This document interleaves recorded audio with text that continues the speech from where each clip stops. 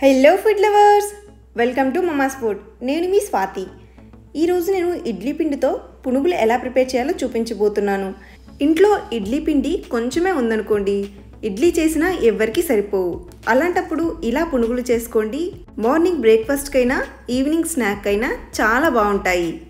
అచ్చం road side అమ్మే పునుగుల్లాగా చాలా టేస్టీగా ఉంటాయి. మరి ఇడ్లీ పిండితో పునుగుల్ని ఎలా ప్రిపేర్ చేయాలో చూసేద్దామా? Let's start. ముందుగా ఒక మిక్సింగ్ బౌల్ తీసుకొని అందులో 1 కప్పు వరకు ఇడ్లీ పిండి వేసుకోవాలి. మీరు ఏ కప్పుతో కొలుచుకున్నా అన్నీ అదే కప్పుతో కొలుచుకుంటే రెసిపీ కరెక్ట్గా వస్తుంది. తర్వాత 1/2 కప్పు వరకు మైదా వేసుకోవాలి. 1/2 కప్పు పెరుగు, ఇలా సన్నగా తరిగిన ఒక మీడియం సైజ్ ఆనియన్ ముక్కలు, 1 టేబుల్ స్పూన్ వరకు అల్లాన్ని చిన్న ముక్కలుగా కట్ చేసుకొని వేసుకోవాలి. 2 పచ్చిమిర్చిలను ఇలా సన్నగా తరిగి యాడ్ చేసుకోవాలి.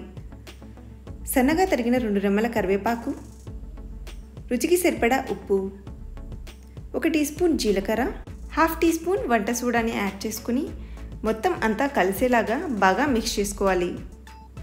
పిండి కలిపాక కొంచెం పిండి లూజ్గా అనిపిస్తే కొంచెం మైదా వేసుకోవచ్చు. ఒకవేళ పిండి గట్టిగా అనిపిస్తే కొంచెం పెరుగు యాడ్ చేసుకొని పిండిని ఇలా పునుగుల్లా వేసుకునేలాగా అడ్జస్ట్ చేసుకోండి.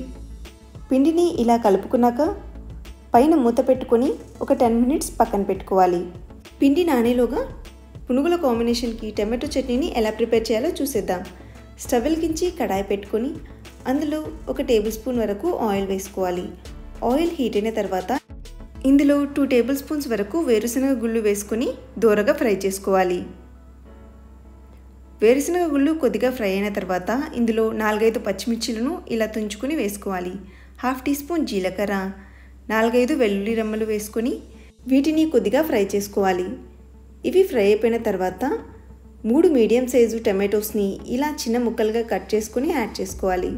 టమాటోస్ తొందరగా మగ్గడానికి ఇందులో రుచికి సరిపడా ఉప్పును కూడా యాడ్ చేసుకుని మొత్తం అంతా కలిసేలాగా మిక్స్ చేసుకుని కడాయి మీద మూత పెట్టుకుని 5 మినిట్స్ కుక్ చేసుకోవాలి. మధ్య మధ్యలో తీసి కలుపుకుంటూ ఉండండి. 5 మినిట్స్ తర్వాత టమాటోస్ ఇలా మగ్గిపోతాయి. చట్నీకి టమాటోస్ మరీ కుక్ అవ్వాల్సిన అవసరం లేదు. ఇలా కొంచెం జ్యూసీగానే ఉండాలి. ఇప్పుడు స్టవ్ ఆఫ్ చేసి కడాయిని కిందికి దించేసి పూర్తిగా చల్లగా అయిపోయిన తర్వాత వీటిని ఒక మిక్సీ జార్లోకి తీసుకొని మెత్తగా గ్రైండ్ చేసుకోవాలి. అంతే, టమాటో చట్నీ తయారైపోయింది. ఈ టమాటో చట్నీకి పోపు వేయాల్సిన అవసరం లేదు.